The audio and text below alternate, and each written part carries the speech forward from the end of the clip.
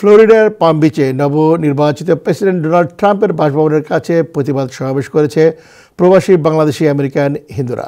সমাবেশে অন্তর্বর্তী সরকারের প্রধান উপদেষ্টা ডক্টর মোহাম্মদ ইউনূস ও সেনাবাহিনীর প্রধান জেনারেল ওয়াকারুজ্জামানের প্রশ্রয়ে বাংলাদেশের ধর্মীয় ও জাতিগত সংখ্যালঘু বিরোধী সন্ত্রাসী কার্যক্রম হচ্ছে বলে অভিযোগ এবং এসব ঘটনার নিন্দা ও প্রতিবাদ জানানো হয়। হিন্দু বাঙালি সোসাইটি অফ ফ্লোরিডা ইউএসএ আয়োজিত এবং বাংলাদেশি হিন্দু বৌদ্ধ ও খ্রিস্টান ঐক্য পরিষদ যুক্তরাষ্ট্র ও ইউনাইটেড হিন্দুস অব ইউএসএ সহ বেশ কয়েকটি বাংলাদেশি আমেরিকান ধর্মীয় ও জাতিগত সংখ্যালঘু সংগঠনের সহযোগিতায় অনুষ্ঠিত সমাবেশে শতাধিক নারী পুরুষ অংশ নেয়।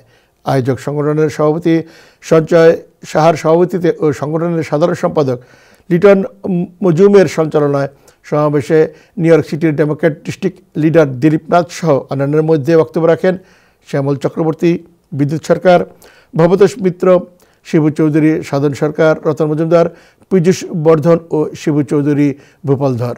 সমাবেশে বক্তারা সংখ্যালঘু নির্যাতনের বিষয়ে শূন্য সহনশীলতা নীতি গ্রহণ করা এবং সংখ্যালঘু নির্যাতনকারীকে বিচার আওতায় এনে তাদের দৃষ্টান্তমূলক শাস্তি বিধানের আহ্বান জানান। এর আগে ডোনাল্ড ট্রাম্প বরাবর প্রদত্ত স্মারকলিপিতে বাংলাদেশের ধর্মনিরপেক্ষ গণতন্ত্র ও সংখ্যালঘু নাগরিকদের নির্মূলকরণ প্রক্রিয়া বন্ধ করতে সাহায্য চেয়ে অনুরোধ জানানো হয়। স্মারকলিপির অনুলিপি জাতিসংঘের সেক্রেটারি জেনারেল বরাবর দেওয়া হয়েছে বলে সংশ্লিষ্টরা জানান।